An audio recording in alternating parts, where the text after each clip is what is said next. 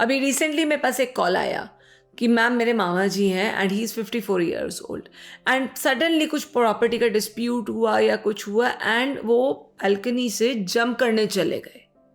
जब वो बालकनी से जंप करने गए तो हमें उन्हें संभालना बड़ा मुश्किल हो गया, लेकिन हमने उन्हें संभाल लिया। लेकिन उस टाइम हम उनको क्या ऐसा कहें कि उनको एकदम से इस फीलिंग से बाहर निकल जाए कि वो अपनी जान एंड कर दे, कि सब कुछ खत्म हो गया वाले फेज से वो बाहर निकल जाए। ऐसे बहुत सारे क्वेश्चंस मेरे पास आते हैं, या कि मेरे बच्चे के साथ ऐसा हुआ है, उनके एग्जाम्स में मार्क्स कम आए, हम उन्हें ऐसा क्या कहें। कई बार पेरेंट्स सोचते रह जाते हैं। कई बार ऐसी ऐसी सिचुएशंस आती हैं लाइफ में जिसमें हमें इमीडिएटली रिस्पॉन्ड करना पड़ता है। जब हमें इमीडिएटली रिस्पॉन्ड करना पड़ता है उसको हम साइकोलॉजिकल फर्स्ट एड कहते हैं। हम डॉक्टर के पास तो बाद में जाएंगे, हम किसी साइकेट्रिस्ट, फिजिशियन, काउंसलर के पास बाद में जाएंगे, पर उस मोमेंट जो हम लोग साथ हैं, चाहे टीचर्स हो, चाहे पेरेंट्स हो, चाहे फ्रेंड्स हो, रिलेटिव्स हो, केयर गिवर्स हो, कोई भी हो, वो कैसे उस सिचुएशन को रिस्पॉन्ड करे। तो आज मैं डॉक्टर गरिमा गुप्ता आपको इस टर्म से अवगत कराना चाह रही हूँ, साइकोलॉजिकल फर्स्ट एड। मैं हूं या कोई और काउंसलर है या कोई और थेरेपिस्ट है या कोई और डॉक्टर है, वो आपके साथ 24 घंटे नहीं है, पर इमीडिएटली आप अपने लव्ड वंस को कैसे रिलीफ दे सकते हैं, कैसे एक साइकोलॉजिकल एड दे सकते हैं, आज मैं आपको एक मेंटल हेल्थ कोच के नाते, एक साइकोलॉजिस्ट और साइकोथेरेपिस्ट के नाते यहाँ पे बताना चाह रही हूँ। ये टर्म जो मैंने लिया अभी, साइकोलॉजिकल फर्स्ट एड, ये 1954 में कॉइन किया गया बाय सर्टेन साइकोलॉजिस्ट। 2009 में भी WHO, वर्ल्ड हेल्थ ऑर्गेनाइजेशन ने भी इसको इंपॉर्टेंस दी और ये बताया कि अगर आपके फ्रेंड का ब्रेकअप हुआ है and they are crying their heart out और उनको उस टाइम लाइफ में कुछ नहीं दिख रहा, या किसी का कोई करियर गोल फेल हुआ है एंड उनको उस टाइम बिल्कुल एक फेलियर, लूजर वाली फीलिंग आ रही है, या किसी का लॉस हुआ है, किसी की फैमिली में डेथ हुई है और उस टाइम उनको ट्रेजिकली उस ट्रॉमा से निकलने के लिए कुछ मिल नहीं रहा है साधन, तो आप एज एन इंडिविजुअल उनकी पहली हेल्प या फर्स्ट एड उनको ये दे सकते हो, उनको ये मेंटल इमोशनल फर्स्ट एड दे सकते हो। आपको बाद में किसी थेरेपिस्ट की जरूरत पड़ेगी, बाद में किसी डॉक्टर की जरूरत पड़ेगी, पर पहले उस सिचुएशन में वहीं रह के आप उनके काउंसलर, थेरेपिस्ट, डॉक्टर बन सकते हो। दैट इज वाई जैसे हमारे चोट लग जाए तो हमें दवा, मरहम पट्टी जरूरी होती है, जो हम घर में भी कुछ सामान रखते हैं, ऐसे ही इससे इक्विप होना बहुत जरूरी कि आप मेंटल और इमोशनल ट्रॉमा के लिए फर्स्ट एड कैसे दोगे। अगर आप किसी को कह रहे हैं सब कुछ ठीक हो जाएगा, क्या वो उस टाइम मानेंगे? उनके घर में एक लॉस हुआ है, उनके फैमिली में, उनके जीवन में एक लॉस हुआ है, क्या वो इस बात को मानेंगे? नहीं ना। आपको उस टाइम कुछ उन्हें ऐसा समझाना पड़ेगा जो कि बहुत क्लीशे लाइन ना हो और जो कि वो विश्वास कर जाए कि हाँ वाकई में सब कुछ ठीक हो जाएगा। अब ये साइकोलॉजिकल फर्स्ट एड जरूरी क्यों है? क्योंकि ये इंस्टेंट है इसलिए, हाँ, लेकिन ये आपके बहुत सारे फायदे लेके आती है। इसका पहला फायदा है कि आपको इमोशनली इंस्टेंट रिलीफ मिलेगा। माना कि आप दुखी हैं, माना कि आपकी लाइफ में कोई ट्रॉमा हुआ है, लेकिन आपको उस समय कोई एक दोस्त, कोई एक परिवार का रिश्तेदार या कोई भी एक ऐसा इंसान चाहिए जो आपको इमोशनल सपोर्ट दे। तो ये जो इमोशनल सपोर्ट आपको इमीडिएट मिलता है, ये साइकोलॉजिकल फर्स्ट एड आपको बहुत हेल्प करती है। इमीडिएटली आपको लगेगा कि life is not all dark, I can do it.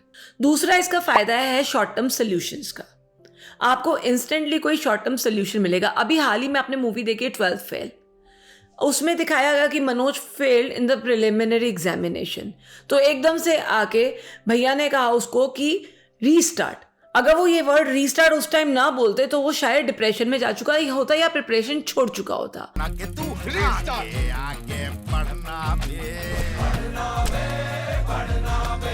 तो अगर आपको ये कॉन्सेप्ट करना है अपनी लाइफ में, अगर आपको ये चीज़ जगानी है अपने दोस्तों में, अपने रिश्तेदारों में, अपने परिवार में, तो आपको ये शॉर्ट टर्म सोल्यूशन तो उनको देना ही पड़ेगा। याद करो, आप किसी नए माहौल में जाते हो, नए ऑफिस में जाते हो या नए स्कूल में जाते हो, वहाँ पे आपको एक बडी असाइन किया जाता है, एक बडी आपको दिया जाता है जो आपको स्कूल के चारों तरफ या ऑफिस के वर्क कल्चर से, हर चीज़ से आपको एक्नॉलेज कराएगा।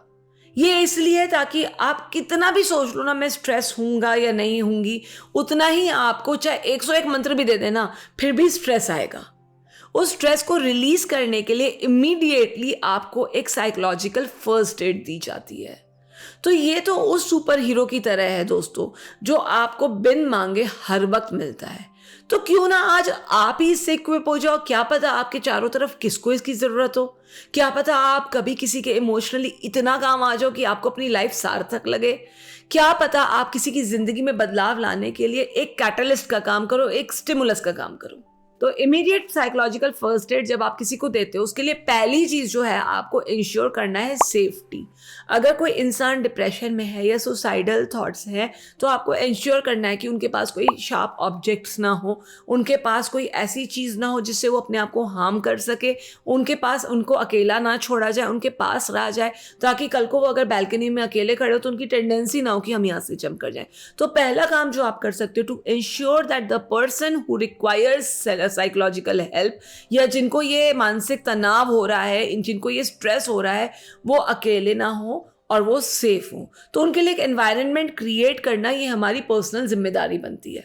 नंबर 2 तरीका है एस्टैब्लिश कनेक्शन।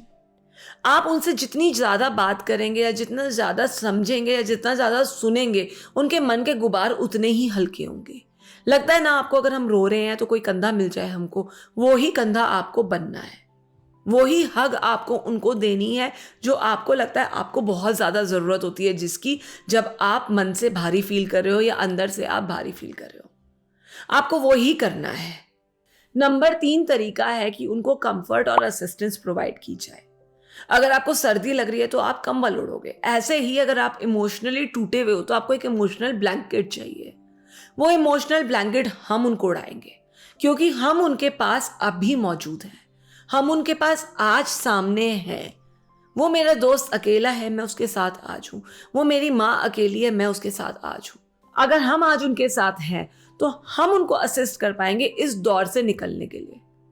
रास्ता मुश्किल है, रास्ता कठिन है, चुनौतियों भरा है, लेकिन अगर कोई साथ मिल जाए, कोई हाथ पकड़ के निकाल दे आपको वहां से, तो शायद आप उस गड्ढे में ना गिरो।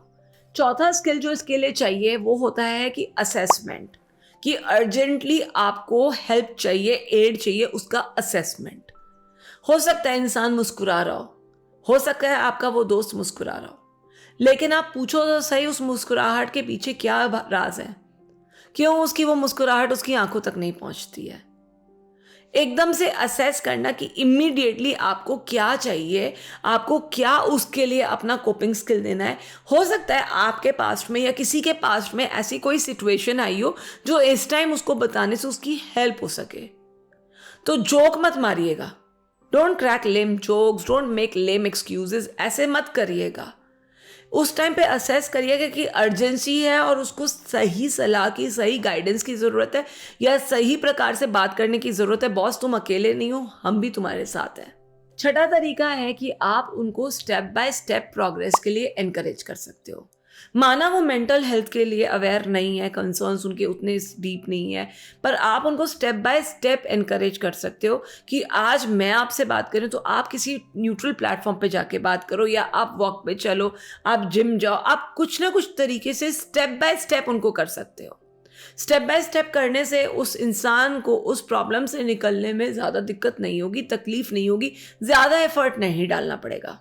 And utmost important thing while giving psychological first aid, जब आप किसी की हेल्प कर रहे हो, इज दैट आप उन पर रेगुलर चेकअप करो।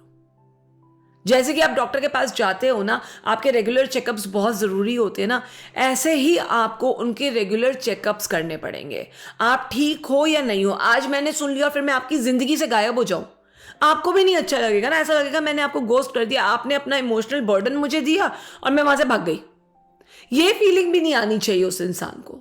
आप आज भी हो, आप कल भी हो, आप परसों भी हो, ये भरोसा होना चाहिए, तभी वो ठीक होंगे। क्योंकि अगर आप किसी के भी केयर गिवर बन रहे हो तो आपके पास ये विश्वास होना चाहिए कि मैं हमेशा प्रेजेंट रहूंगा उसकी जिंदगी में। तो ये चीज़ बहुत ज़रूरी है कि आप उनके साथ रेगुलरली टच में रहें, रेगुलरली कनेक्टेड रहें और रेगुलरली उनको देखते रहें कि वो प्रोग्रेस कर रहे हैं या नहीं कर रहे हैं, या कोई और तरीका तो नहीं चाहिए। तो दोस्तों, अगर हम आज अपनी अपनी जगह प्राइमरी सेल्फ केयर गिवर बन जाएं, हम सोचे कि हम सबसे पहले इस चीज़ को हैंडल करना शुरू करें, बाद में देखेंगे कि प्रोफेशनल हेल्प चाहिए या क्या हेल्प चाहिए, तो हम बहुत जगह बहुत लोगों की ज़िंदगियां बचा सकते हैं। बहुत लोगों को हम डिप्रेशन, एंजाइटी जैसी बीमारियों से बाहर निकाल सकते हैं।